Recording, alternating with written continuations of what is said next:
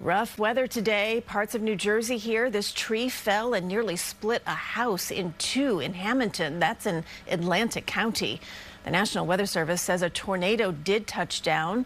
Officials say it was an EF0 with winds between 65 and 75 miles per hour. That system really causing some damage to our west as well. Let's go to Tony Sadiku in for Lonnie tonight. And Tony, what's on tap for the weekend? Yeah, so we've got more storms. This unsettled pattern doesn't want to break just yet, but you talk about that tornado down in South Jersey, very weak. It was only on the ground for less than a minute.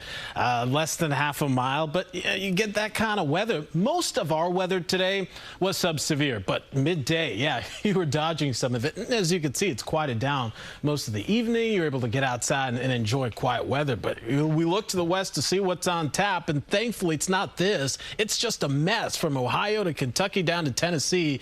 A lot of this will miss us, but this main energy that's going to continue to keep our weather unsettled, at least into the start of the weekend. And the question is, how much can some of this momentum get into our area? Right now, we're under a level 1 severe weather risk from the Storm Prediction Center. It's shades of green. It is encouraging to see that this has gone down, because if you're kind of watching over the past couple of days, we were in that slight risk. But the bottom line is, it's not completely zero, so we still have to be mindful of even this isolated threat that's still on the low side. You wake up tomorrow, it's cloudy. It's foggy. It's humid if you're doing the Brooklyn half. Keep that in mind. I can't rule out a little bit of wet weather. John will be tracking that in the morning.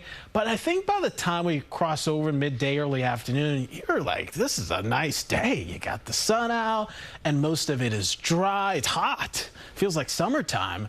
But remember, we're still waiting for that cold front. And once that gets closer, that's going to be the trigger to get more storms flaring. But this may not be until the evening, so maybe towards sunset. So we'll have to watch out for that. Some of these could be pretty strong too, and that'll be that. I mentioned the temperatures. How about numbers in the 80s and mid-80s? A good portion of the air will be a little cooler along the coast, but this may be our warmest for a while. Once the cold front moves in, it ushers in a brand new air mass by Sunday.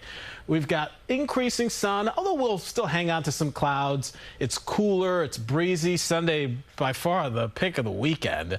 And then after that, we'll kind of settle in this quiet stretch that'll last through Tuesday, but rain chances are back the middle of next week. So while we're not going to collect a ton of rain with this system tomorrow, there is more wet weather and a wet stretch in the works that I think begins on Wednesday into a good portion of the latter half of next week. So when we pull up your First Alert 70 forecast, we are under First Alert weather day. Again, tomorrow's not a washout. There's plenty of dry time in there to get done, whatever you got to get done, outdoor plans. We're thinking about the Subway Series, all good. And then Sunday, weather shifts gears. It turns cooler. Look at that. Early next week is pretty cool. We're getting in the mid-60s by the middle of the week. And then some wet weather will be back just in time for the Eastern Conference Finals. Oh, yes. To kick off at MSG on Wednesday. So it's going to be a little wet for that day. All right.